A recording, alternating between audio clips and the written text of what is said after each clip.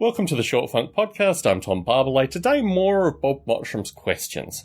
Bob asks associated with testing, and this is one of the reasons that I'm moving the simulation, or at least the simulation core that will be represented in a server-side implementation, into Java, because utilizing a lot of the unit testing, a lot of the things that make Java relatively unique in terms of unit testing, can be also used in JavaScript, but let's just talk about Java.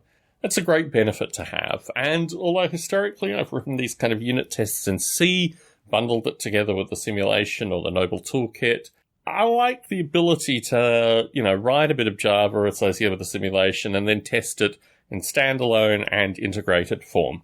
And that's certainly one of the things that I'm utilizing currently in the Java implementation. Bob asks associated with turning the simulation into separate libraries. Historically, the simulation has existed in separate libraries. I've tried to utilize the Noble toolkit and to explain to others how to utilize the Noble toolkit with example applications like Noble Warfare and the Mushroom Boy to show that the underlying ideas in Noble Ape can also be propagated into other projects. Ultimately, ideally, this kind of stuff would be written for games, which is why I started dividing the simulation up into library form. But, in terms of the agent modeling, in terms of ApeScript, in terms of the audio processing, there's a wide variety of things that the various components of the Noble Ape simulation can be used for a long period of time, in the order of maybe 5 to 7 months. I looked at editing podcasts with Noble Ape and actually using intelligent audio analysis as a means of modifying and removing ums and ahs and this kind of stuff and putting audio together dynamically. That project was interesting. I think the code exists on GitHub somewhere, but really it wasn't practical, and my ability to edit podcasts is so, I don't know how one would describe it, almost subliminal, basically. You just put audio in front of me, wait a period of time, mysteriously a podcast gets edited. So in that light, that project fell by the wayside, but it's an interesting project if people wanted to pick it up. Ideally, I've been looking at Noble Ape really since about 2000 as separate libraries. And the fact that it all comes together in this one thing, it's secondary really, because the various components can be divided out and utilized accordingly. So described previously, obviously ApeScript, the Noble Ape toolkit, for a variety of things, even the command line environment using the command line interface that I developed with Noble Ape for other projects. All these kind of things come together, and really now it's more a question of whether people are still using the C programming language and how relevant C is. And I think this is why, I'm moving to Java and JavaScript as a means of showing that the underlying components in Noble Ape aren't language specific. They can be used with different languages in order for people to start experimenting with the ideas in Noble Ape. Bob asks whether the land operator will move into a seasonal or beyond seasonal land representation. For folks listening in, the land operator is a concept based in quantum mechanics.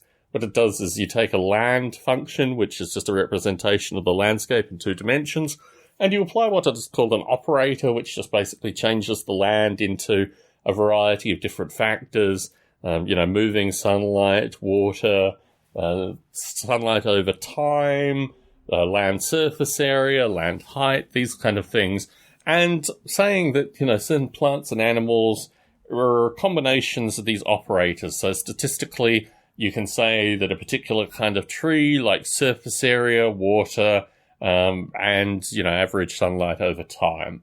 And by using these factors, you can work out what the population density of these trees are at any specific place on the island.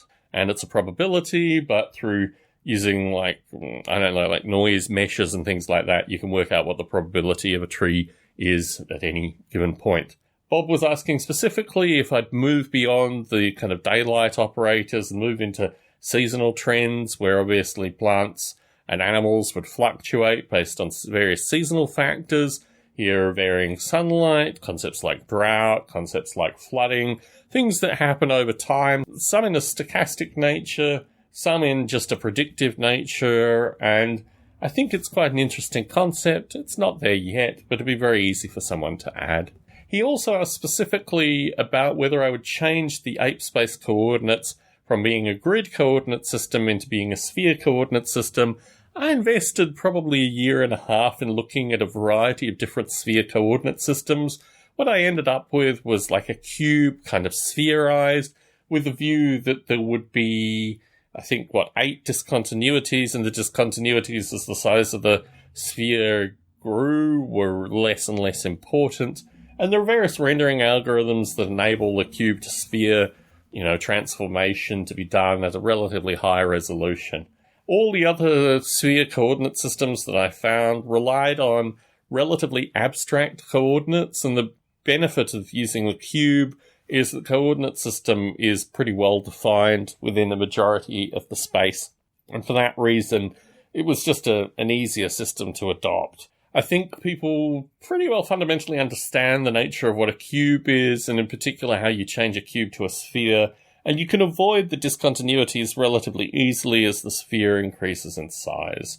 It's also a very easy way to do graphics. It's a very easy way to perturb graphics, and the early sphere simulations that I did, Planet Noble Ape it was called, were based on actually rendering the sphere characteristics out to the surface and then using the surface as the map. So fundamentally kind of projecting out this cube sphere thing to a sufficiently high resolution that you could kind of screenshot, 256 by 256 of the sphere component and get a perfectly nice landscape out of that, irrespective of whether it was a cube or whether it appeared to be actually a sphere. A lot of this mathematics is very esoteric, and really when I implemented Planet Noble Ape initially, I wanted to try and make this mathematics as simple as possible for anyone to pick up. So these have been Bob Mottram's questions. I'm not sure whether they've produced exciting short funks or interesting short funks, but I wanted to put them in there in between a variety of other short funk topics, just to give people a taste of some of the conversation that occurred in Manchester when Bob Mottram and I finally met. Tom Barbalet in San Jose, signing out.